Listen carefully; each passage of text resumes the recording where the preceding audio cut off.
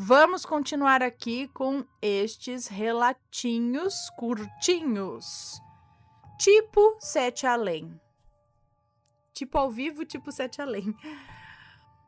Olá, meu nome é Fulano. Conheci vocês pelo podcast do Vilela e assisti o vídeo que fala sobre Sete Além. Isso me fez recordar de uma situação que aconteceu comigo faz uns 12 anos. Eu estava passando o final de semana na casa dos meus pais, em Cachoeira do Sul, interior do Rio Grande do Sul. Fui dormir no meu antigo quarto. Acordei no meio da noite, como acontece algumas vezes. Levantei e, por algum motivo, resolvi dar uma caminhada pela vizinhança. De madrugada? No meio da noite? Que hora será? Bom, por algum motivo, resolvi dar uma caminhada pela vizinhança. As coisas pareciam um pouco diferentes. A cidade já não tem uma boa iluminação. Estava um pouco mais escura que o normal. O bairro estava um pouco mais cinza e deteriorado que o normal. Mas a iluminação era ruim mesmo. E fazia um tempo que eu não caminhava por ali. Tinha uma certa neblina, um pouco mais grossa que o normal também. Estava bem úmido e frio. Uma típica noite de inverno, só que estávamos no verão. Estava um silêncio fora do comum para um bairro central. Mas até ali as coisas estavam estranhas, mas não muito. Quando fui me aproximando da minha antiga escola, um cachorro apareceu e foi se aproximando. Ele tinha dentes enormes, olhos pretos e ficou bastante incomodado com a minha presença. E veio na minha direção, latindo e chamando a atenção de muitos outros que eu nem havia percebido que estavam à minha volta. Foi aterrorizante. Corri e subi em um poste onde a luz era mais forte e percebi que eles mantinham certa distância da luz. Alguns instantes depois, a luz aumentou, me ofuscando.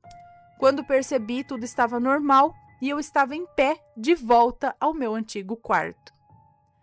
Então, o que eu ia dizer é que você provavelmente levantou no astral. Você saiu andando pela cidade, não no físico. O que então, não que seja Sete Além ou algo assim. Ele falou tipo Sete Além. Mas eu acho que você estava aí andando no astral e esses cães, não sei se talvez até te protegeram para de repente não encontrar coisa pior, sei lá, para frente. Ou não, era uma ameaça mesmo do astral. E acho que você estava andando no seu em espírito, não no corpo físico. Eu já andei várias.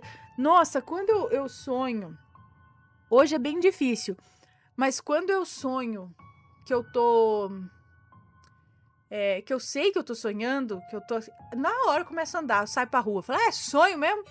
Vou andar, vou explorar. Aí eu vou andando, é sempre escuro, é sempre com uma iluminação precária, mas eu encontro gente ou coisas pelo caminho. Mas eu quero explorar, eu quero entrar aqui, pra lá, só que eu nunca consigo andar muito de carro. Eu já entrei em carro, mas não consigo evoluir a andança de carro. Não consigo viajar, mas consigo andar. E eu fico andando. E é sempre essa cor meio escuro, meio azulado, assim, na verdade.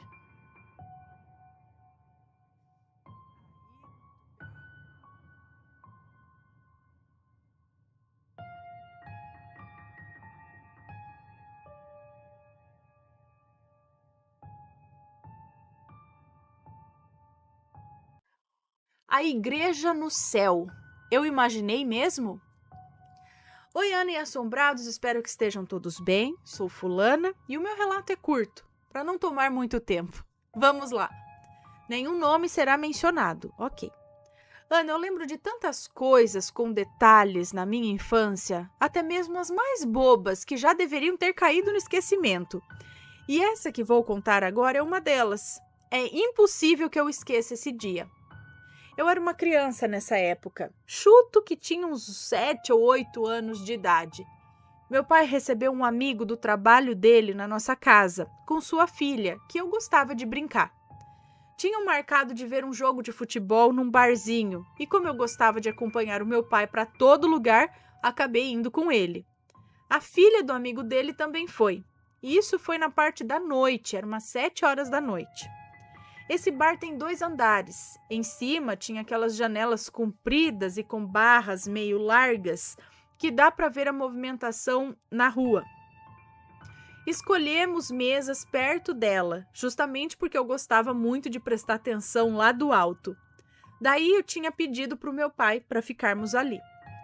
A minha amiga também gostava de assistir futebol, por isso ela preferiu ficar quieta e assistindo o jogo junto com o pai dela, junto com o pai dela e com o meu pai.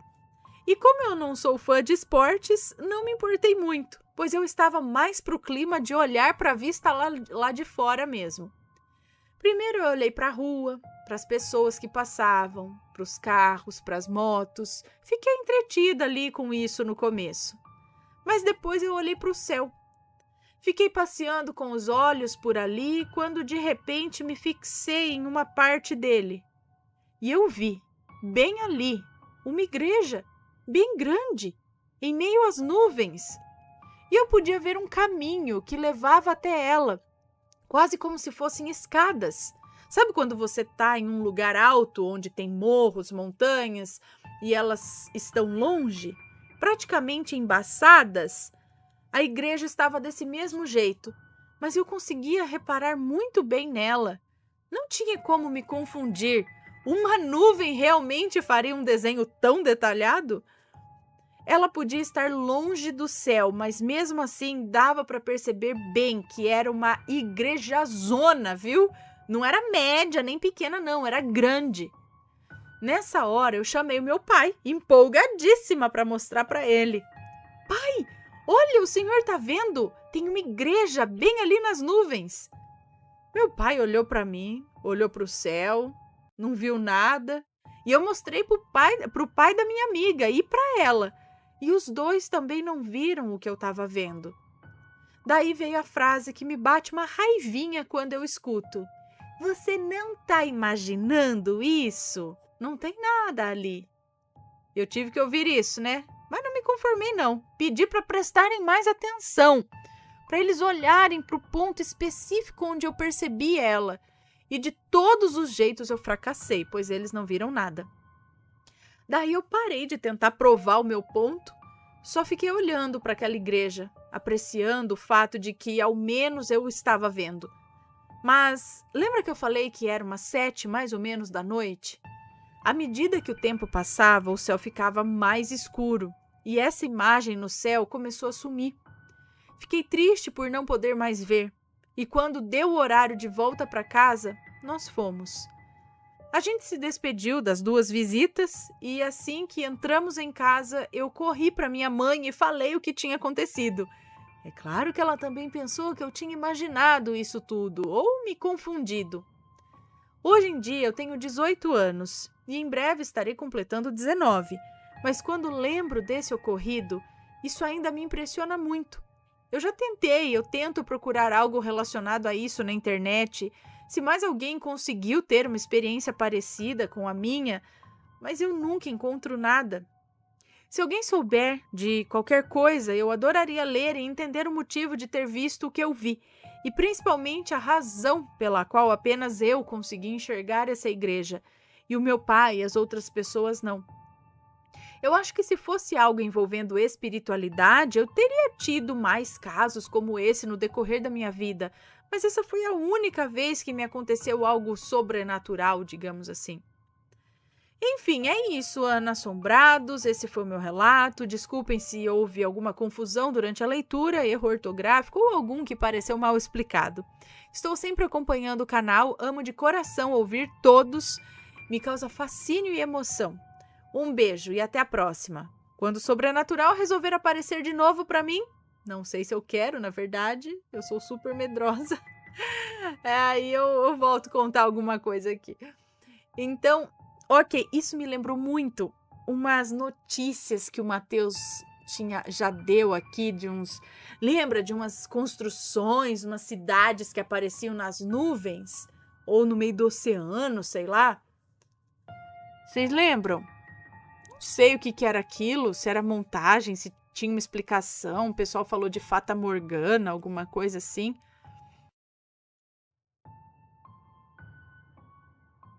Vocês lembram? Mas o pessoal até filmava essas coisas assim, não sei se era verdade ou o quê. Mas só ela viu, né? Então, não sei. E como eu ia dizer, né? Ela já falou ali, se ela tivesse uma sensibilidade, assim, outras coisas provavelmente teriam acontecido com ela. Mas ela fala que essa foi a única vez, então, porque pontualmente ali só ela viu aquilo lá no céu. E eu não duvido que, sei lá, ela tenha visto realmente alguma coisa. Eu vi Papai Noel e eu e minha prima, a gente ainda lembra que viu mesmo um negócio no céu, que era Papai Noel, no trenó, assim, no Natal. Então, ah lá, o Vitório tá falando aqui, ó. Lembro, faz uns 3 dias que ele... Faz 3 dias que ele falou? Mas tem explicação científica aquelas nuvens. Mas, não, eram umas cidades, assim, que apareciam no meio do nada, das nuvens, não é?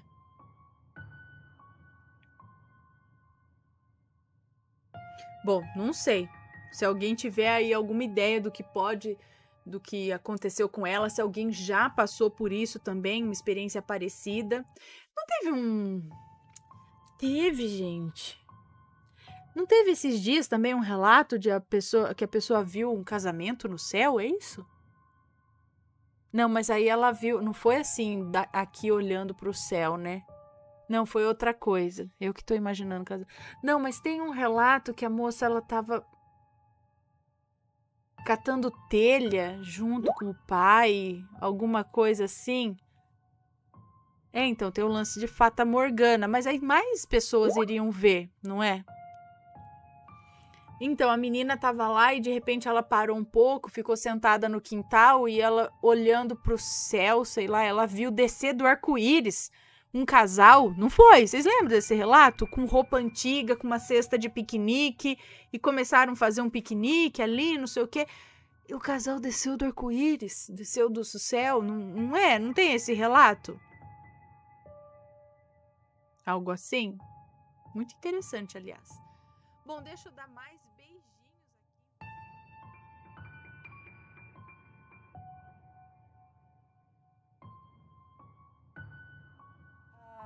A menina do banheiro.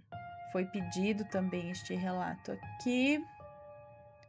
Deixa eu já anotar aqui que eu contei. Vamos lá.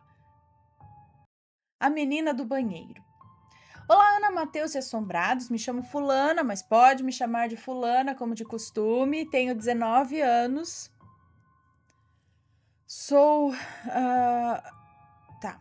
Eu sou a moça do relato tal. Conheci o seu canal através de uma amiga em 2015. Desde então eu virei fã. Amo ver os relatos com o meu avôzinho, minha mãe e minha irmã. Inclusive, meu avô tem muitos relatos de acontecimentos sobrenaturais que ele vivenciou quando mais jovem. Relatos de ficar de cabelo em pé, de tão assustador. Em breve mandarei. Manda sim. Aí você conta a história e depois o vô assiste. Agora vamos ao relato e desculpa pela introdução um pouco grande, imagina. E relevem também se houver algum erro. Todos os nomes já estão trocados. Dessa vez, o relato que contarei aconteceu comigo e é 100% verdadeiro. Era o ano de 2016, eu tinha 14 anos e ainda estava no colegial. Fazia o 9º ano e era bem travessa. Gostava de matar aula com as minhas amigas para ficar conversando sobre namoricos e essas coisas, sabe? Ai, típico de adolescente. Na época, eu estudava à tarde, entrava 12:10 e saía às 6:30. Um dia eu fui inventar de matar a aula e chamei minhas 3 amigas. Nós éramos inseparáveis. Aqui vou chamá-las de Ellen, Maria e Tete. Bom, nós fomos ao banheiro, que era o melhor lugar para matar a aula e conversar. Eu e a Tete ficamos no box do meio para ficar melhor de ver quando chegasse alguém. E a Ellen e a Maria ficaram no último box. Subimos no vaso e ficamos nós 4 jogando conversa fora. Meu Deus, estávamos tão entretidas que nem percebemos a mulher do dono da escola entrar no banheiro.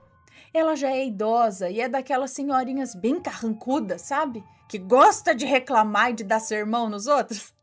Vou chamá-la aqui de Dona Fátima. Quando ela entrou no banheiro e nos viu em cima do vaso, ela surtou, né?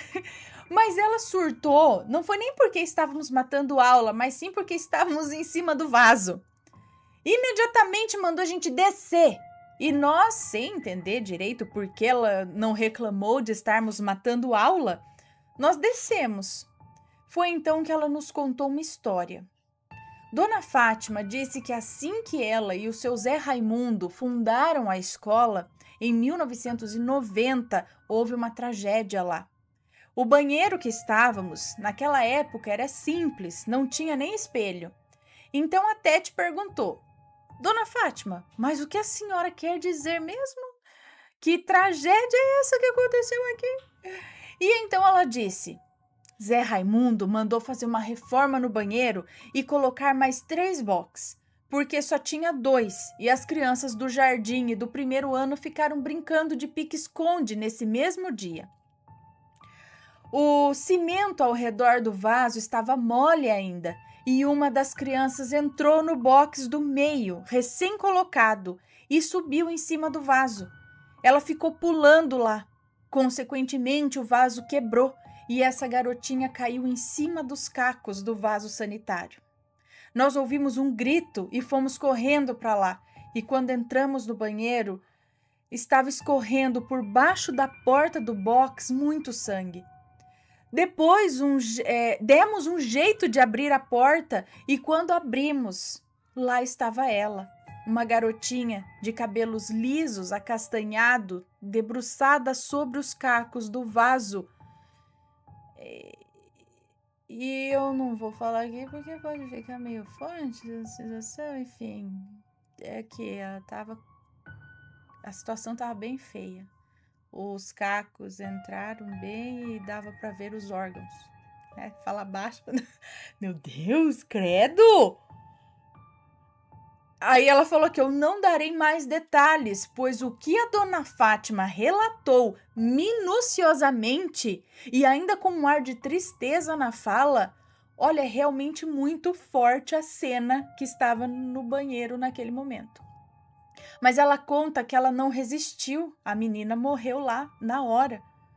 Nossa, gente! Possível isso? Cair no caco e abrir tanto assim? Enfim, quando a Dona Fátima encontrou, quando a Dona Fátima encontrou, ela ainda estava tentando respirar, mas foi em vão. Ela se engasgava com o próprio sangue. Bom, ela contou esse acontecido para nós, porque quando ela viu que estávamos em cima do vaso, ela pensou que poderíamos quebrar o vaso e, consequentemente, a história poderia se repetir. Ela tem trauma daquilo, entende? Até hoje, por ter sido uma cena muito perturbadora. Mas vamos ao sobrenatural dessa história. Aproveitando aqui, eu também sempre ouvi que a gente deve tomar muito cuidado em cima do vaso sanitário. Tipo assim, não sentar no vaso, mas de subir nele, colocar muito peso, porque ele pode quebrar e realmente os cacos podem te machucar feio. Eu sempre escutei essa história, mas nunca soube que isso realmente aconteceu bem feio. Bom, agora vamos à parte sobrenatural da história. Eu fui à escola e por volta das 5:30 da tarde bateu a campainha para a última aula, que era de matemática, e eu não me dava muito bem com matemática. Esperei o professor chegar na sala e pedi para ir no banheiro. Eu estava doida para matar a aula.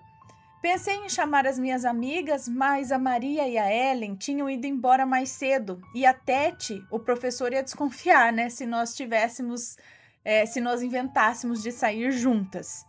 Então eu fui sozinha. Entrei no banheiro e fui direto para o último box. Fiquei ali um tempo mexendo no celular e mandei mensagem para a Tete para ir até o banheiro matar aula comigo. Mas ela falou que já tinha pedido para o professor e que ele tinha negado. Continuei mexendo no celular e nisso já era umas 6:10 da tarde quando ouvi a porta do box do meio abrir. Fiquei pensativa, pois eu não tinha escutado ninguém entrar no banheiro. Mas pensei que talvez a pessoa tivesse entrado e eu não tinha percebido por estar tão entretida no celular. Mas comecei a ouvir um barulho de criança rindo e novamente ignorei, achando que poderia ser, sei lá, alguma criança que saiu mais cedo e ficavam brincando por ali. Mas agora alguém deu 3 batidas na porta do box que eu estava. E aí eu falei, tá ocupado, entra em outro. E então aquele riso de criança novamente surgiu bem em frente à porta. E de novo 3 batidas na porta. Falei já num tom aborrecido. Mas que droga, não tá vendo que tá ocupado, não? O banheiro ficou em silêncio por uns 2 minutos. E pasmem, por baixo da porta do box onde eu estava, apareceram 2 pezinhos roxos de criança, mexendo os dedinhos. Lembrei na hora da história da Dona Fátima. Eu fiquei toda arrepiada, paralisada, eu não conseguia me mexer. Eu queria abrir a porta e sair correndo, mas como poderia fazer isso se essa criança estava na porta? Então eu fechei os olhos, respirei fundo e os abri novamente, e quando olhei para o chão não tinha mais pezinho nenhum ali. Levantei do vaso e senti alguém me olhando. E quando olhei para cima da parede que divide cada box, lá estava ela, me encarando com os cabelos castanho claro e bagunçados, olhos penetrantes e assustadores, e um vestido que aparentava ser um vestidinho branco. Não dava para ver o corpo todo, só do ombro para cima. Ela começou a esticar o braço como se quisesse tocar na minha cabeça, sei lá, e aí eu gelei. Como ela estava lá em cima da divisória, eu tomei coragem e abri a porta para sair correndo. Ana, na mesma hora eu me arrependi de ter aberto. Ela estava lá bem na minha frente e a cena era apavorante. Ela estava realmente com um vestido branco, daqueles com renda de renascença, todo sujo de sangue. Estava com as 2 mãos sobre a barriga, guarde essa informação. E ela começou a rir, e enquanto dava aquele riso aterrador, sangue saía da boca também e dos buracos que tinha em seu corpo. Eu fechei os olhos e tentei sair correndo, mas as minhas pernas estavam pesadas, os passos estavam lentos, então ouvi algo cair no chão. Eu não sei de onde eu criei coragem, mas eu virei o rosto e olhei para trás, e as mãos que estavam sobre a barriga agora estavam encostadas na parede, e o que eu tinha ouvido cair no chão eram, na verdade, as coisas que estavam dentro da barriga que ela estava segurando. Tirou a mão, caiu tudo para fora. Com as mãos na parede, ela começou a escalar até chegar no teto e sua cabeça ficar para baixo me olhando. Enquanto eu corria em direção à porta do banheiro, ela sorria e me seguia pelo teto, me acompanhando. Até que finalmente saí do banheiro com o coração na mão. O banheiro nem é tão grande, mas nessa situação que vivenciei, eu senti que o banheiro tinha duplicado de tamanho. De longe eu olhava para a porta do banheiro e ela estava lá no fundo, na parte mais escura onde a luz de fora não pegava, me olhando e me chamando. Contei o que aconteceu comigo só para Tete, pois eu fiquei achando que as minhas outras amigas não acreditariam em mim. Eu não quis mais saber daquele banheiro, de jeito nenhum. Eu só entrava mesmo quando estava extremamente apertada e era acompanhada com alguma amiga. A Tete sabia o porquê, mas as outras não. Toda vez que elas me chamavam para matar aula no banheiro, eu pulava fora, e elas não entendiam por quê. Até que um dia, acho que elas viram a garotinha do banheiro e finalmente entenderam.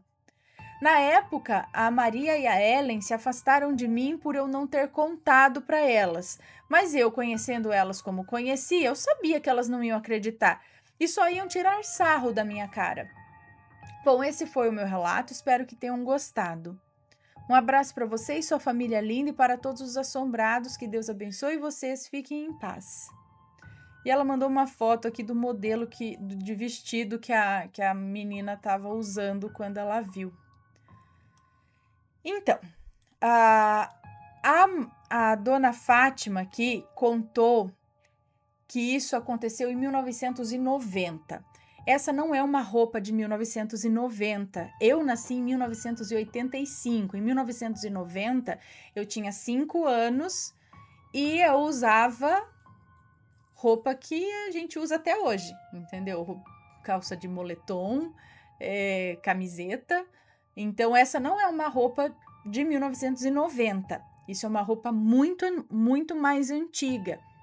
De talvez 1910, 1900, sei lá, talvez até antes, alguma coisa assim, dessa foto aqui.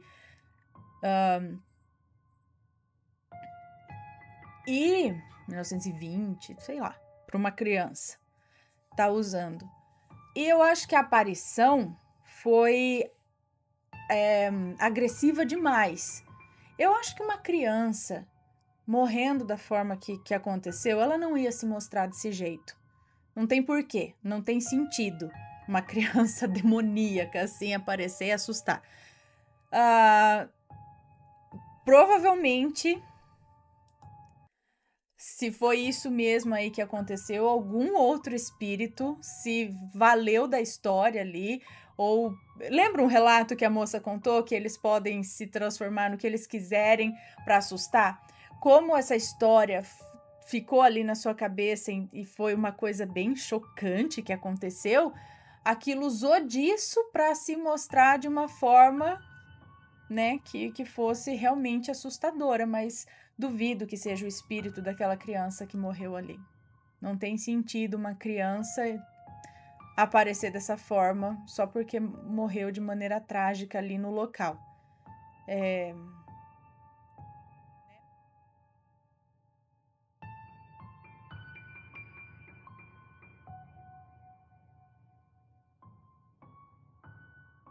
Ambição, trabalho feito e visita em sonhos. Vamos lá. Oi, Ana. Oi, galera. Já vim através do canal contar alguns relatos e, apesar deste não ser sobre mim, eu acho necessário compartilhar até para que as pessoas fiquem alertas. Até onde vai a maldade humana? Quão longe as pessoas estão dispostas a ir para conseguirem o que desejam? Desde já peço desculpas, estou sem computador, sem PC, então estou escrevendo através do celular. Para começar, preciso introduzir que eu ouvi essa história da mãe do meu primo, que namorava com a protagonista da história. Todos os nomes já estão trocados. Beleza. Tá, então ela ouviu essa história da mãe do primo dela e o primo dela é que namorava com a protagonista dessa história. Acho que é isso, vamos lá. Bom, Lucas e Maísa se conheciam desde a adolescência e quem os via podia jurar que se tratava de um amor de outras vidas. Ambos eram muito inteligentes, esforçados e sempre corriam atrás de um futuro melhor. Honestamente, aquele tipo de casal que até dá raiva de tão perfeito que são um pro outro. Ao atingir certa idade e tempo de namoro, decidiram noivar. E como era de se esperar, todos ficaram muito felizes. E para Maísa, as coisas andavam ainda melhor. Considerando que, apesar de ter acabado de começar em uma nova empresa, ela já tinha conseguido uma promoção. Ai, meu Deus, esqueci da água. Amor, se estiver me ouvindo, por favor, traga água. A garganta. Bom, tá. Continuando. Cadê? Então, e apesar de ser nova na empresa, ela já tinha conseguido uma promoção. Parece que eu já ouvi essa história, gente. Não sei, às vezes é parecida. Mas continuando. Mas, como um clichê de toda a história de Maledite, havia uma colega invejosa. Maledite era uma mulher de meia idade. Agora Maledite. A Maledite era uma mulher de meia idade, não era uma funcionária excepcional e nem de longe era tão bonita e carismática como Maísa. Aqui é assim, gente, ou 8 ou 80. Tem dia que ele me traz uma taça que cabe um peixe dentro Tem dia que ele me traz no copinho das crianças, que é um abacaxi, aqui é verde e chroma key, então, vamos ver a água, não dá pra ver, é chroma key, Ana, não tá transparente de verdade. Eu ia falar, vamos ver a água subir? Não, só tá transparente lá, na vida real não é transparente, Ana. Água... Ó, mas deu uma mudada, vocês viram, ó. Sei lá, água no abacaxi. Então, beleza, vamos lá. Continuando. Então, a Maledite não era nem de longe tão bonita e carismática como Maísa. Sempre buscava situações para tentar desmoralizar, tomar os créditos pelo trabalho de Maísa e tentar tomar o seu lugar. Mas nunca conseguia, o que a deixava com mais raiva ainda. Ela tinha certa admiração por seu chefe, que desde a chegada de Maísa só tinha olhos para ela, mesmo sabendo que ela era noiva, o que provocava ódio e inveja no espírito de porco da Maledite. Depois de entender que não adiantava manter aquela postura de bruxa Maledite, passou a tratar todos, e especialmente Maísa, muito bem. Sempre lhe levava doces, bombons, comidinhas. Esses que Maísa, por instrução de sua mãe, sempre recusava, pois lhe havia sido revelado na igreja que um lobo em pele de cordeiro a rondava. Mas como a pessoa iluminada que era, Maísa sempre tentava enxergar o melhor das pessoas, sempre tratando a Maledite com bondade e doçura. O tempo passou e foi se aproximando a data do aniversário de Maísa. E uma noite antes do seu dia especial, sua mãe teve um sonho que ela classificou como uma revelação. Nesse sonho, ela via um bolo lindo, branco, confeitado, e em seguida podia ver Maísa sofrendo e vomitando muito. Por fim, ela se via chorando, não sei, e encarando uma luz de onde saía um espírito iluminado que lhe alertava sobre algum perigo que rondava a filha. Ao acordar, foi direto ao quarto de Maísa, deu-lhe os para... Oh, meu Deus! Não tô podendo falar muito? Fica quieta, falar pouco. Vamos continuar. Então, ao acordar, foi direto ao quarto de Maísa, deu-lhe os parabéns e implorou: minha filha, em nome de tudo que existe de mais sagrado nessa vida, não coma nada, em especial se lhe oferecerem um bolo branco. Ao que Maísa respondeu: ai, mãe, fica tranquila, nada de ruim vai acontecer comigo. Bom, chegando ao trabalho, pôde notar que em sua mesa havia um bolo branco. Lindo, confeitado, com um bilhete que dizia Feliz Aniversário. E simultaneamente à sua chegada, os seus colegas começaram a cantar parabéns. Ao fim de um discurso cheio de elogios do seu chefe, Maledite disse: ai, Maísa, por favor, faço questão que você coma, nem que seja só um pedaço. Eu fiz esse bolo especialmente para você. Maísa, com toda a sua educação, disse que não poderia comer, pois... Oh, meu Deus! Calma, Ana, fale com calma. Ela disse que, com toda a educação, disse que não poderia comer, pois estava de dieta. Mas Maledite não aceitou.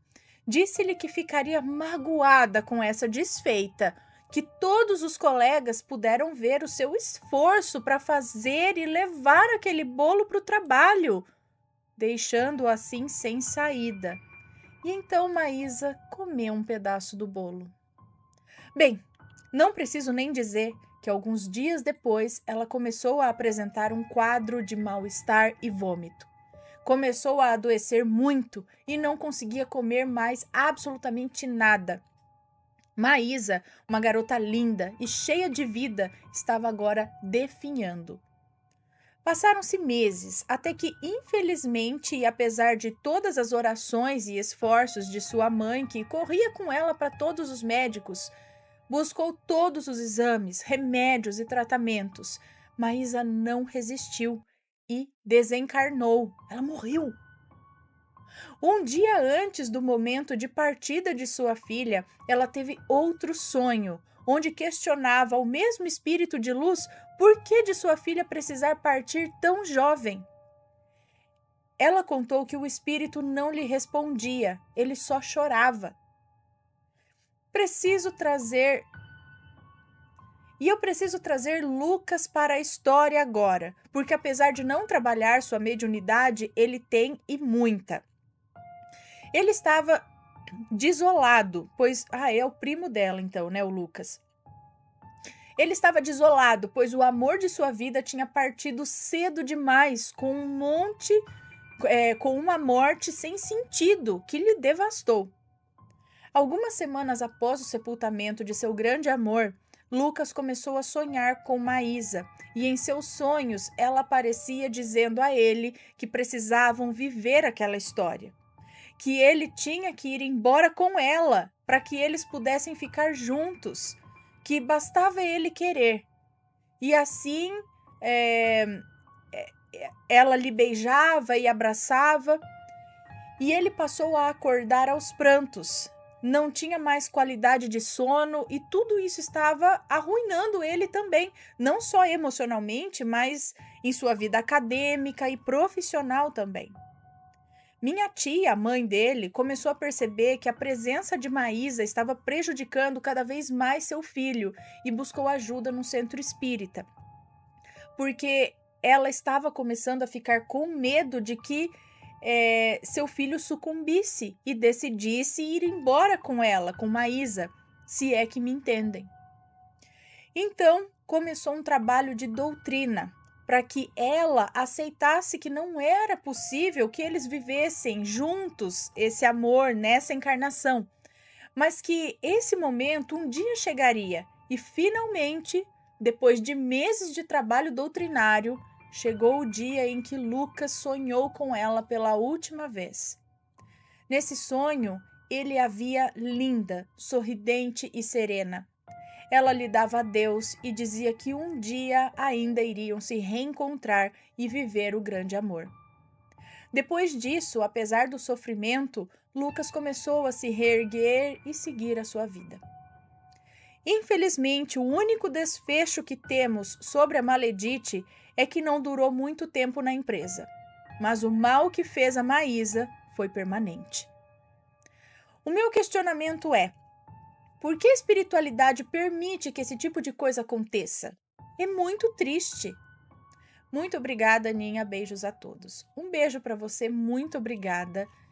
Realmente muito triste. Na verdade, foi avisado para ela não comer, mas forte, né? Tipo, não deu tempo de nada. Em quanto tempo isso aconteceu que ela veio a. Mas aí eu penso, isso foi interferência? Existe um destino, existe um tempo determinado, era hora dela partir ou alguma coisa interferiu na hora dela partir? E foi tão forte assim o trabalho, como que pegou numa pessoa tão boa? Ela não tinha nenhum tipo de proteção, digamos assim, porque a gente vê muitos casos onde a pessoa até tenta jogar um trabalho e não pega, não.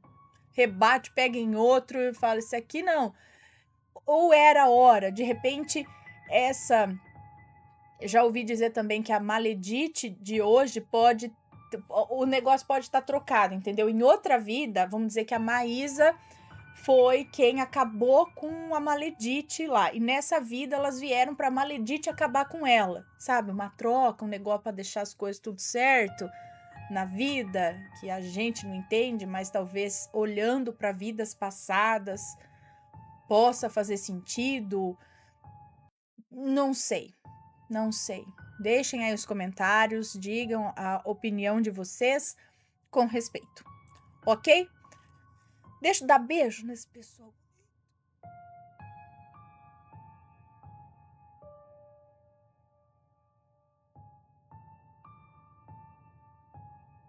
Mulher vagando pela sala. Como vão vocês, Ana, Matheus e assombrados? Conto um relato curto que aconteceu no começo desse ano, não tem nomes. Minha filha recém-nascida estava sofrendo com cólicas e à noite acordava de hora em hora. É uma moça que nos conta. De dia, a irmã de 2 anos em casa e o marido trabalhando em casa também, por causa do lockdown. Eu tinha que dar conta de tudo, casa, filhas, durante o dia, e ninar o bebê a noite inteira. E depois da segunda semana, assim, eu estava destruída. Quem é mãe sabe. Então, numa dessas vezes que ela acordou, eu fui até a sala e fiquei ninando ela, balançando de um lado para o outro. Eu estava muito cansada e mal me segurava em pé. Quando de repente passa por mim uma mulher com uma sacola na mão. Misericórdia! Ela tentou abrir a porta que dava para a varanda e não conseguia. Automaticamente eu abri a porta e continuei a balançar a bebê. Como assim você abriu a porta para a mulher que passou dentro da sua casa? Não sei, do nada? Automaticamente eu abri a porta e continuei a balançar o bebê. A mulher saiu e a porta fechou. Só quando acordei de manhã é que eu me lembrei o que aconteceu. Eu corri para a sala e a porta para a varanda estava destravada e a mesma sacola estava fora da varanda. Um detalhe bizarro. Trocamos aquela porta justamente porque de vez em quando ela amanhecia aberta e a porta nova tem uma trava, o que aparentemente impediu a mulher de abrir. Eu moro no 7º andar. Não tem como alguém entrar pela varanda. Desde então, eu não vou mais para a sala durante a noite e faço sempre orações de proteção. Mesmo assim, às vezes eu escuto barulho na porta quando acordo para amamentar, mas eu tenho medo de ver o que é. Minha dúvida é, o que fazer? Deixo a porta fechada e essa mulher trancada dentro do meu apartamento ou abro a porta para ela passar? Agora só para mim, dá licença.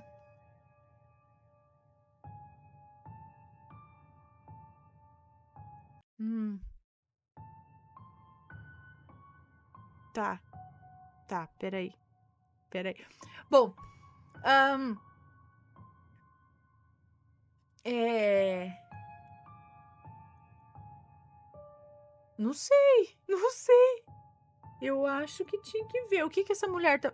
Ela quer sair pra varanda no 7º andar? E ela tá com uma sacola na mão?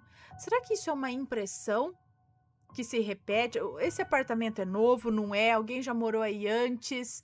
Qual que é a história disso? Será que se é uma alma que tá perdida e presa aí, será que ela não precisa de um encaminhamento ou alguma coisa do tipo? Se é outra dimensão, o que fazer? Será que algo acontece no apartamento? Eu não sei, mas eu acho que você não sei, mas talvez não deveria ficar com medo. É lógico, assim, é difícil não ficar com medo, né? Mas eu falo que o que eu quero dizer é que talvez essa assombração não queira fazer mal. Só tá acontecendo alguma coisa ali. Às vezes nem é assombração.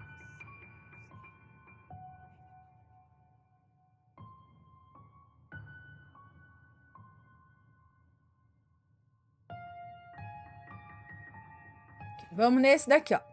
Seria essa a pior maledite de todas? Vamos ver. Estou enviando pela segunda vez esse relato, pois precisei corrigir algumas coisas e peço que desconsiderem o primeiro. Ok, deve ter sido desconsiderado. Olá, Ana, Matheus e Assombrados. Acompanho o canal desde 2014. Assisti o vídeo da Ana sobre a Annabelle. De cara me apaixonei pelo canal e não parei mais de acompanhar vocês. Me chamo Fulana, tenho 26 anos, nasci e moro em uma cidade do litoral norte de Santa Catarina. Prefiro não revelar a cidade, pois não desejo ser identificada, ok? Todos os nomes já estão alterados, pode ler tranquila. Meu relato é sobre uma maledite da minha família. Na verdade, acho que convém mais chamá-la de Maria Catarina. Vou dizer apenas que tenho algum grau de parentesco com ela. Ela é bem conhecida na nossa cidade e em outras também, por causa das coisas que ela faz. Pois bem, tudo começa na década de 70. Não sei, tá tudo no passado, gente, esses relatos. Não sei exatamente qual ano. Maria Catarina, Maledite, vou chamar ela de Maledite, tá? Maledite e seu marido eram recém-casados e ela queria muito engravidar, mas não conseguia. Ela então conheceu um médium, ou um pai de santo, eu não sei ao certo, que a ajudou e ela engravidou de sua primeira filha. Depois disso, Maledite se tornou kardecista, espírita, né? Kardecista. Depois ela teve mais um filho e, por fim, mais uma filha, a qual vou chamar aqui de Linda. Maledite levava os filhos, ainda criança, nos centros com ela. Eles viam ela incorporar as entidades e tal. Mas ela era kardecista? Incorporar as entidades e tal. Se não me engano, era um boiadeiro e um preto velho. Acredito que então não era kardecista. Além de outras entidades que eu não me recordo agora. A família da Maledite é toda evangélica, inclusive as duas filhas. E eu já frequentei a igreja católica e evangélica, mas atualmente apenas me considero cristã. E quero deixar bem claro que eu não tenho preconceito algum com nenhuma religião.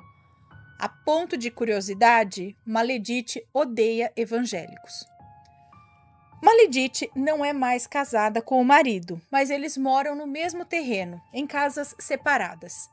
Quando ainda eram casados e os filhos ainda eram crianças, o marido dela trabalhava durante o dia e Maledite quase nunca ficava em casa. As duas filhas cozinhavam e limpavam desde pequeninhas. E o filho, homem, sempre foi o preferido dela. Apesar disso, os três apanhavam muito dela. Ela era sempre muito brava com eles, agredia, xingava. Ela sempre foi muito vaidosa também. O cabelo e as unhas sempre impecáveis, sempre feitas. Não limpava a casa e não cozinhava. Tanto que depois que as filhas se casaram e saíram da casa, ela sempre tinha alguma empregada. Quando ela e o marido se separaram, não demorou muito para ela aparecer com um namorado. Mas, na verdade, todos já desconfiávamos que eles estavam juntos antes mesmo dela se separar. Esse namorado dela era bem legal. Todos da família gostavam dele. Ele fazia tudo por ela e eles viviam viajando. Em 2010 foi descoberto um câncer nele, na região da garganta. Na época eu tinha uns 14 anos e lembro de como ele sofreu, de como aos poucos o câncer ia vencendo a batalha. E ele faleceu apenas alguns meses após a descoberta dessa doença. Mais pra frente vocês vão entender por que eu tô contando isso. Em 2013, Linda, a filha caçula, se separou do marido depois de quase 17 anos de casados. Ela havia descoberto que era traída desde o começo do casamento. Foi um momento muito difícil para ela e seus dois filhos, uma menina, na época com seus 17 anos, e um menino de 14 anos. Eles não mereciam passar por tudo aquilo. Hoje sou grata por ela ter descoberto e ter se livrado dele. Linda havia engravidado da primeira filha quando ainda estava namorando e foi obrigada por Maledite a se casar, já que naquela época era um escândalo uma moça engravidar do seu namorado sem estarem casados. Algo que sempre chamava a atenção de Linda era como seu marido odiava Maledite, sua mãe. E ela, quando via o genro, né, acredito, é genro, né? Ela ficava toda se exibindo, toda sorridente. Nunca entendera de onde vinha aquele ódio todo dele para com ela e vira e mexe eles brigavam. Depois de ter descoberto as inúmeras traições do marido, Linda foi ligando os pontos, lembrando de determinadas situações ao longo do seu casamento e chegou a uma conclusão. Sua mãe havia descoberto as traições dele já há muitos anos e com isso o chantageou para poder ter um caso com ele e assim os dois guardaram esse segredo por anos. Até porque depois disso, Maledite estava envolvida na história até o pescoço, né? Maledite é a mais velha de muitos irmãos, não sei exatamente quantos, e tem vários sobrinhos e sobrinhas. Eis que em 2015, uma de suas sobrinhas passou por uma situação e foi o seguinte. Como eu disse acima, a família da Maria Catarina é toda evangélica. E essa sobrinha dela em questão estava trabalhando em uma empresa. E um dia começou a trabalhar lá um homem. E os dois se tornaram colegas de trabalho. Normal. Num certo dia, ela começou a falar para ele sobre Deus, como Deus é maravilhoso e como era a igreja que ela frequentava, até que ele disse que também frequentava uma igreja, a qual as pessoas também podiam contar testemunhos e tal. Ele então contou sobre uma mulher que era importante nesse lugar que ele frequentava e um dia ela foi dar um testemunho sobre um trabalho que ela havia feito para tirar a vida de seu companheiro, pois ele era de família rica e ela queria herdar tudo o que tivesse direito. Ela contou tudo o que fez e mostrou exames médicos que comprovavam a doença que ele teve. E mostrou também um boneco com várias agulhas espetadas na região do pescoço. E estava feliz, pois tinha alcançado seu objetivo, que era tirar a vida dele. O homem, além de contar tudo isso, descreveu mais sobre como era essa mulher e ela, na mesma hora, reconheceu pelas descrições que se tratava da sua tia, Maledite. Foi um baque na minha família. As irmãs da Maledite sofreram muito em saber que ela tinha chegado ao ponto de fazer tamanha maldade. Ela nunca escondeu sua religião e que fazia trabalhos. Inclusive, ela tem um pequeno centro na casa dela mesma. Ela é médium e ali ela atende algumas pessoas. No caso, as pessoas que pagam bem, né? Sim, ela ganha bastante dinheiro com os trabalhos que faz. De vez em quando, ficamos sabendo de algumas pessoas que ela diz que ajuda, que nada mais são do que pessoas que procuram ela para fazer mal para alguém, inclusive pessoas de outras cidades. Nos primeiros anos do casamento da Linda, eles moraram de parede e meia com a Maledite, até conseguirem o terreno para construir a própria casa. Os dois trabalhavam, ela trabalhava meio período em uma casa de família, os dois filhos eram crianças, com menos de 10 anos de idade, e Maledite nunca ajudou a cuidar dos netos. Não gostava nem de pegar no colo. Um dia, a Linda chegou mais cedo em casa e ficou observando do lado de fora. A filha, mexendo no fogão, esquentando leite para dar para o seu irmãozinho. Ela ficou tão indignada que foi na casa de sua mãe, lembrando que era parede e meia. Chegando lá, Maledite estava ainda na cama, conversando no telefone. Ai, a noite de ontem foi maravilhosa. Linda, quando ouviu aquilo, gritou: Mãe, a senhora está traindo o pai? Sim, ela ainda estava casada nessa época. Maledite respondeu: E você vai fazer o quê? Pode contar para quem você quiser, é a sua palavra contra a minha. Linda então falou para ela que ela sabia que seus filhos estavam sozinhos em casa e ela nem se importava em ir ver se eles estavam bem.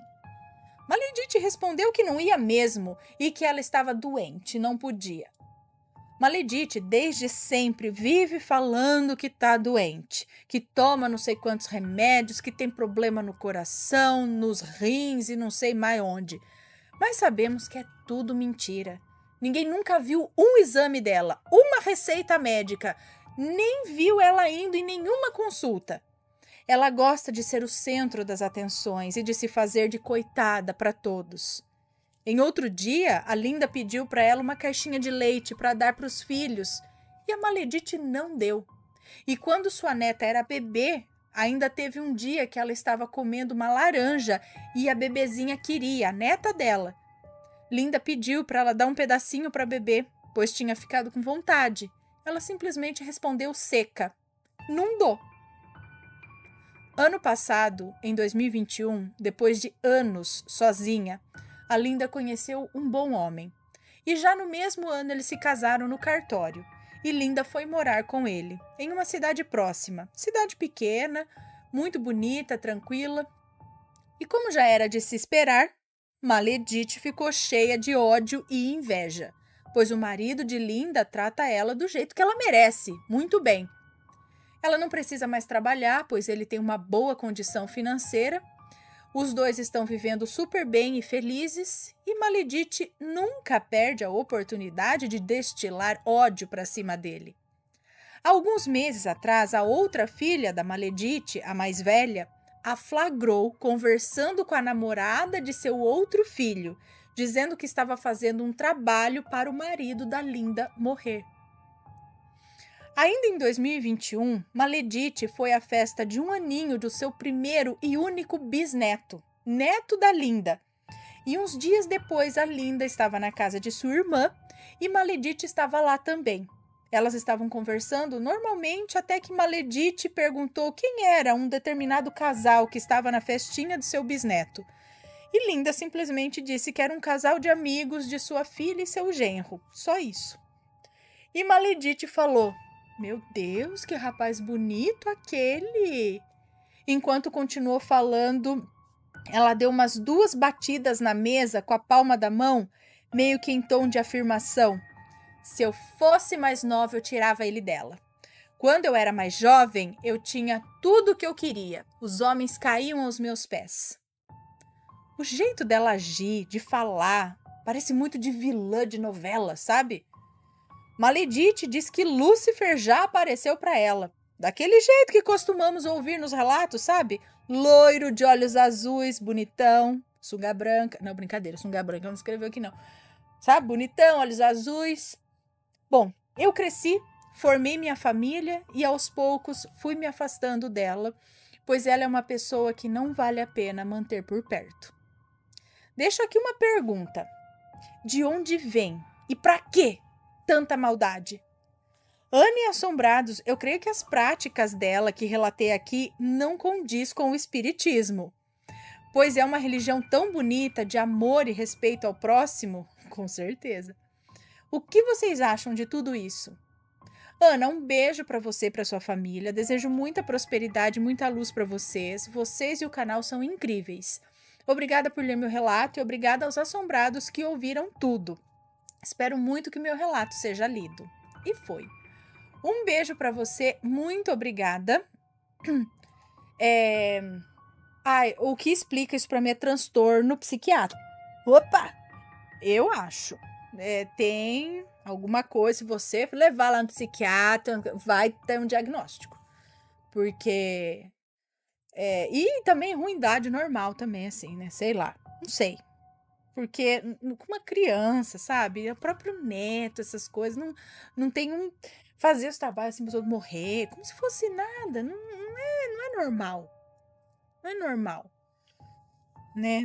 Tem alguma coisa aí nessas maledites. Ou o próprio capiroto mesmo que tá dentro. Ou não, né? Como a gente tava conversando ontem, às vezes nem o diabo aparece e depois fala: "Ai, filho, eu vou vazar dessa daqui." Tá louco? Não sou bobo? Ai, gente, não consigo entender. Mas cedo ou tarde vai se lascar. Enfim, sabemos disso. Bom, deixa eu dar mais beijo. Vamos dar mais uns beijinhos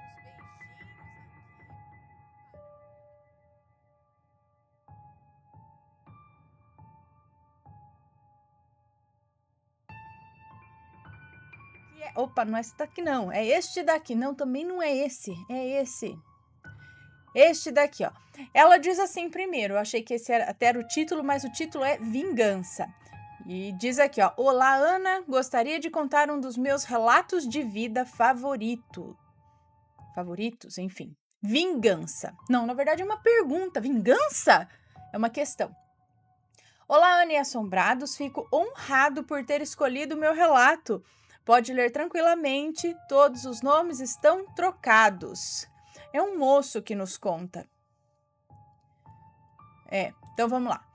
"Ana, para melhor contextualização de início, gostaria de dizer que venho de uma família de médiuns, desde os bisavós e possivelmente parentes bem mais antigos. Temos livros de estudos de diversos tipos de mundos espirituais. objetos designados para uso de magia e ervas horríveis para curar qualquer dor simples ou até mesmo algumas dores mais sérias. O relato que vou contar será da O relato que vou contar será da perseguição que tive do dia do meu nascimento até os meus 3 anos de idade. Pouco tempo antes da minha mãe ficar grávida de mim, ela estava em um trabalho mediúnico dentro de um sítio, que ao seu redor ficavam ali cachoeiras, pequenas cavernas entre rochas e matas altas, em um terreno bem extenso. A dona do sítio era uma amiga muito íntima da família, e sempre que os meus pais a viam, ela parecia cansada, com olheiras, como se não dormisse por dias, mas sempre com um sorriso ingênuo no rosto. Porém, minha mãe, desconfiada como só ela, dizia para o meu pai: ela está com problemas espirituais. Eu consigo sentir isso, mas eu não consigo ver. É como se ela só trouxesse a energia até nós, mas não o que rege a mesma. Como se ela trouxesse só a energia, mas não o que rege essa energia. Bom, não demorou muito para que a minha... Ela falou que os nomes estão trocados? Ele falou? Falou, os nomes estão trocados. Não demorou muito para que a minha tia Raquel, de consideração, que é a dona do sítio, viesse conversar com os meus pais sobre o que estava acontecendo lá. E ela disse: desde que construímos aquele sítio, eu não tenho paz. Todo dia aquela casa parece estar desarrumada, os copos quebram em circunstâncias absurdas, cachorros latem a noite inteira sem motivo, e agora deram para atacar pedras nas nossas janelas, sem falar os animais peçonhentos que aparecem dentro de casa em grande número. É como se o universo não quisesse a gente lá. Bom, depois de muita conversa, os meus pais não tiveram dúvidas. A energia que ela trazia e agora todos esses problemas, né? Com certeza era algo espiritual. Não demorou até que fossem lá para fazer o trabalho e resolver esse problema. Passando uns dias lá, depois de entrarem nas matas e olharem ao redor do sítio, viram que não se tratava de um trabalho enviado ou algo parecido, mas continuaram a observar com os 3 olhos abertos. Já no final da tarde, voltando ao sítio, meu pai ficou na varanda porque, apesar desses problemas, o pôr do sol lá é muito bonito. Prestes a entrar, notou ao longe uma movimentação estranha na mata, mas não era nítido sua feição ou o que estava lá. Dava para ver somente a silhueta. Os cães começaram a ficar ariscos e a rosnar, e de uma silhueta vieram várias atrás de árvores e arbustos. Eram pequenos e se mexiam muito rápido, como se tivessem só à espera do meu pai entrar. Então, da varanda mesmo, ele gritou para que a minha mãe viesse ver os pequenos espíritos zombeteiros. Os dois logo entenderam do que se tratava. Duendes, sim, os mais sacanas e bagunceiros. Acontece que o sítio foi construído em terrenos que esses espíritos já habitavam, e a situação só piorava porque os meus tios estavam vibrando em baixa frequência, pois o estresse, o cansaço mental e emocional os deixavam na mesma frequência desses espíritos que vêm para causar alguns problemas. Meus pais não me contam o que fizeram para resolver a situação. Sempre pulam essa parte. Mas a minha tia me conta que no final eles saíram como fumaça, por cada fresta e brecha que achavam dentro da casa. Ao que tudo indica, eles conseguiram entrar e causar alguns problemas, e os meus pais tiveram que usar de orações e proteções, que teve como resultado a expulsão deles daquele terreno. E então as coisas dali em diante ficaram normais para os meus tios e os meus pais voltaram para casa. Isso aconteceu em 2001, no começo de junho. No meio de julho, lá estava eu, dentro da barriga da minha mãe, causando enjoos e algumas dores. 8 meses depois eu nasci. Sim, eu nasci apressado. Não quis nem esperar completar os 9 meses. Meus pais sabiam que podia acontecer sim de uma criança nascer adiantada. Mas naquele dia o meu pai não estava com uma sensação muito boa. Ele já estava há meses tendo o mesmo sonho com frequência, que era um quarto vazio, onde no meio só tinha um berço com uma criança enrolada, chorando, enquanto se formava uma fumaça densa e escura ao redor do berço, e aí ele acordava. Ele sempre foi muito carinhoso e amoroso, mas também sempre foi muito punho firme e bem racional. Algumas horas antes de eu nascer, minha mãe já em trabalho de parto, meu pai teve que voltar em casa para buscar algumas coisas. Entre essas coisas, ele pegou um anel feito de ouro com símbolos de proteção e retornou ao hospital. Chegando lá por volta das 10 da noite, ele colocou o anel e começou a orar pedindo saúde para minha mãe e para mim. Graças a Deus deu tudo certo. Deu tudo certo no meu nascimento em específico, né? E teve toda aquela comemoração e agradecimento e tal. Minha mãe foi descansar e meu pai tinha ido ao banheiro para cair a ficha do que havia acontecido. Ele me conta que começou a pular de felicidade e começou a rir igual um bobo. Saindo do banheiro, notou uma movimentação muito diferente dentro do hospital. Choro, pessoas agindo com urgência, e notou que a mesma enfermeira que ajudou no meu parto estava me levando para uma outra ala do hospital. Meu pai saiu correndo e perguntou: "Posso saber para onde está levando meu filho?" E ela respondeu: "Estamos levando ele para outra ala porque aconteceu alguns problemas onde ele nasceu. Aparentemente está com algum problema grave com as crianças." No local, algum problema, infecção? O quê? Como assim? Está com algum problema grave com as crianças que nasceram naquele local, é isso? Meu pai não entendeu muito bem, nem eu. Meu pai não entendeu muito bem e parecia que a enfermeira estava escondendo algo, mas a seguiu e ficou me vigiando. Claro, com uma pulga atrás da orelha, né? Porque aquela movimentação não parava de jeito nenhum. Então, me vendo em segurança, meu pai foi ver a minha mãe, que estava dormindo. E já que estava tudo bem, saiu do quarto e se deparou com um rapaz chorando. E logo perguntou se ele precisava de ajuda. Ele chorava como uma criança que acabou de perder o seu brinquedo favorito. E com razão. O filho dele, pouco tempo depois do nascimento, já em descanso no alojamento conjunto, havia morrido.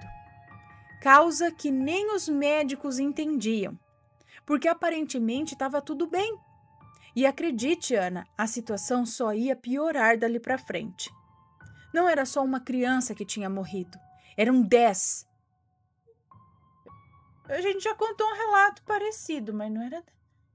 Eram 10. Os médicos colocaram aquela ala em quarentena, porque na visão deles, o que podia ter acontecido era um tipo de vírus ou algo parecido. Meu pai, assustado e meio abatido com a situação, resolveu ir ao meu encontro e, no meio do caminho, aquela mesma silhueta do sítio apareceu. Mas não é possível, ele disse, né? Mas não é possível, aquela mesma silhueta do sítio, aquela pequenininha, isso daí, o duende? Eles olhavam friamente para o meu pai e uma voz que parecia ser falada ao ranger de dentes em conjunto de um barulho de unhas grandes passando na lousa, uma coisa estridente assim, dizia: "Hoje não foi a vez dele. Sua proteção estava o tempo todo lá, mas vamos pegá-lo." E num piscar de olhos, sumiram. Meu pai, correndo, foi me ver e notou que estava tudo bem. Olha, foi um dia bem triste. Me levaram para casa depois de algumas horas e ele contou para minha mãe o que tinha acontecido. E decidiram ficar atentos daquele dia em diante. Quando completei meus 3 anos de idade, os meus pais fizeram uma festa em comemoração, chamaram a família e amigos, e quando tem festa da minha família, a gente só para quando não aguentar mais ficar de pé. Então, logo que acabou a festa de manhã, os meus pais, que já haviam me colocado para dormir durante a madrugada, foram ver se estava tudo bem. E estava. Então eles foram dormir. Minha casa não era pequena, mas os quartos não tinham um espaço legal. Então eu já tinha o meu quarto, mas sempre dormia com a porta aberta, igual os meus pais. Caso eu chorasse ou ouvissem algo estranho, né, a porta estava aberta. Meu pai, na época, como trabalhava 12 por 36, caiu na cama e já foi dormir. Minha mãe, que tinha passado o dia todo de cara fechada e meio desconfiada com tudo, antes, durante e após a festa, deitou na cama, mas não pregou os olhos. Ficava olhando e ouvindo com muita atenção o corredor que dava para o meu quarto. Mas uma hora o sono falou mais alto e ela começou a dar umas piscadas longas. E entre uma dessas piscadas de sono profundo, risos vieram do meu quarto e barulhos de coisas caindo. Minha mãe se espantou na mesma hora e, quando olhou para a porta, viu aqueles malditos anões, entre aspas, como diz ela. E um deles, rindo na porta do quarto dela, dizia... Como diz ela. E um deles rindo na porta do quarto dela. E aí acho que ela falou pro marido, né? Enfim, acorda, Marcelo, olha ali na porta. Meu pai, acordando, assustado, também viu. Eles já não estavam mais em silhuetas, agora era nítido a aparência e a forma. Meu pai pegou o mesmo anel que tinha pego no dia do meu nascimento e foi com a minha mãe até o meu quarto às pressas e começaram a fazer orações que sabe-se lá Deus quais eram, mas que deram certo, pois eles começaram a sair exatamente como aconteceu no sítio, em fumaça por qualquer lugar que conseguiam. Quando fiz 15 anos, meu pai me deu esse anel e eu ando com ele até hoje, para qualquer lugar. Bom, Ana e Assombrados, essa é uma das 1000 histórias que tenho para contar. Obrigado pelo seu tempo e quem sabe mais para frente eu mande mais uns relatos. Então vingança por causa disso, porque os seus pais expulsaram eles da casa daquele casal e eles vieram querer se vingar pegando o bebê, alguma coisa assim, né? No caso você, e esse anel é o que protege. E quais são esses símbolos? Que anel é esse? Quais são as orações? Duendes? Ou um tipo de? Ou outros tipos de seres? Me lembrou Labirinto. Quem aí é da época? Quem aí já assistiu Labirinto com David Bowie, Jennifer Connelly?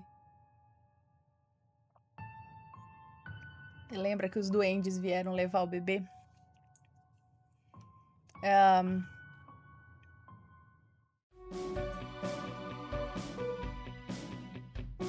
E aí, tá gostando dos relatos? Então o que você acha de deixar um like aí no vídeo, hein? Gosta dos relatos? Deixa o seu like, mesmo que seja nos cortes.